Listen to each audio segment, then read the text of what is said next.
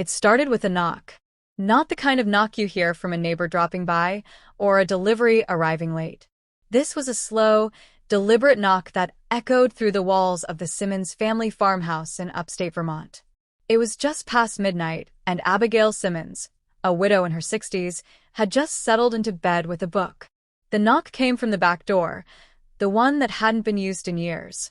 Abigail pulled on her robe and slippers, unsure if she had imagined the sound. When she reached the back door, no one was there. Only the thick fog swirled on the porch, curling like smoke. She locked the door and went back to bed. That night, she dreamed of a man with no eyes, standing in the doorway, tapping gently with his knuckles. Hundreds of miles away in Arizona, 17-year-old Taylor Grant was driving home late after her part-time shift at the diner. Her route took her through a stretch of desert highway lined with cactus and empty air. As her headlights skimmed the road, she spotted someone standing in the center of the lane, a tall woman in a white dress. Taylor slammed on the brakes, heart pounding. The car screeched to a halt, and she jumped out, shouting for the woman to move. But the road was empty. No one there. When she checked her dashboard camera the next morning, the footage cut out for 8 seconds, the exact time she had seen the woman. In Michigan, a couple named David and Claire Foster had just moved into an older home near the lake. It had been vacant for years, the real estate agent said, but the view was stunning and the price unmatched. Their first night in the house, Claire awoke to the sound of a piano playing softly from downstairs. They didn't own a piano. David grabbed a flashlight and crept down, finding the living room empty.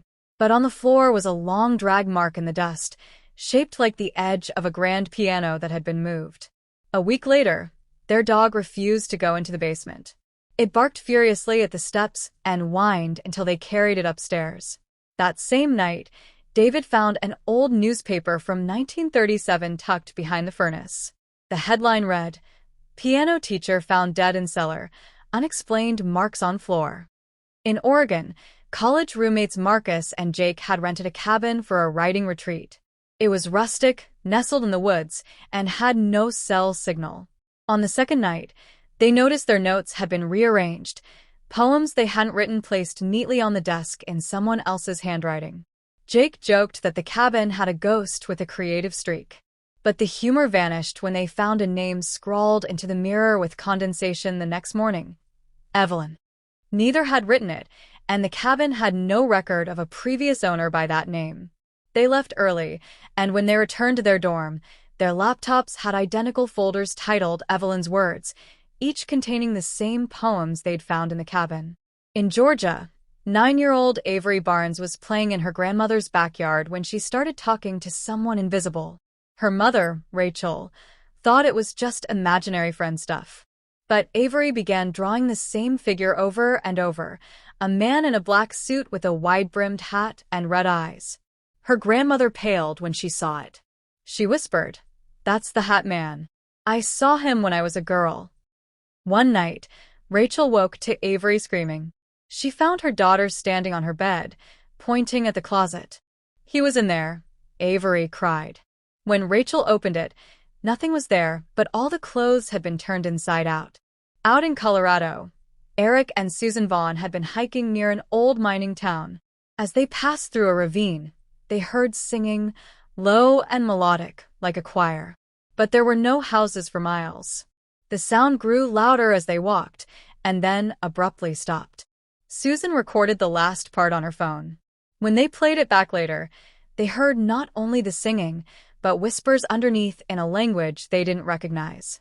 An audio technician they sent it to said the frequencies were layered in an unnatural way. The file eventually corrupted and wouldn't open again. In Florida, teenage twins Jonah and Lily Harper were babysitting their younger cousin when the lights flickered and went out.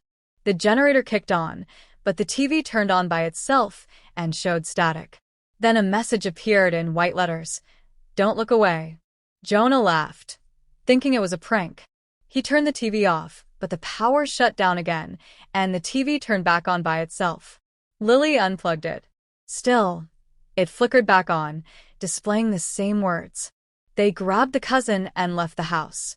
The next day, the TV wouldn't turn on at all. It had no power running to it, even when reconnected. An electrician confirmed the wires were fine, if not better than new. In Pennsylvania, an old inn run by the Matthews family had long been rumored to be haunted. Visitors often reported hearing footsteps at night, or the smell of roses in rooms with no flowers. But things escalated one summer when guest after guest complained of the same dream, being pulled from their beds by invisible hands. Some even woke up with bruises on their arms or legs. One guest left behind a journal with sketches of a tall figure in the hallway, standing over her bed. The drawing matched what another guest had described the year before, despite the two never meeting. The inn eventually shut down for renovations, and during the remodel, construction workers uncovered a hidden basement room beneath the main lobby. In it were chains attached to the walls and a small, rusted crib. No one ever discovered its original purpose. Out in Nebraska, a farmer named Paul Whitman began seeing lights in the fields at night. At first, he thought they were poachers. But the lights moved in ways that weren't natural, hovering above the ground, zigzagging through the corn. One evening, he took his dog, Max, and followed the lights. He got within 50 feet of one and saw it was a floating orb, glowing blue and humming softly.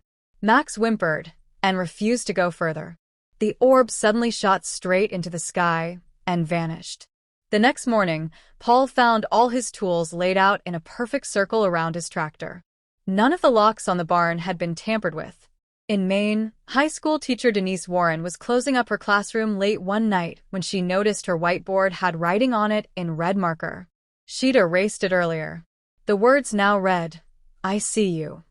Thinking it was a prank, she erased it again. But when she turned off the lights to leave, she saw the words glowing faintly under the black light bulb she used for science experiments. She left the room, locked the door, and notified security. They checked the cameras. No one had entered the room after her. Back in California, a group of friends was camping near an abandoned fire lookout tower. Just after midnight, they heard someone climbing the metal stairs. But when they shined their flashlights, no one was there. The footsteps continued until they reached the top, and then stopped.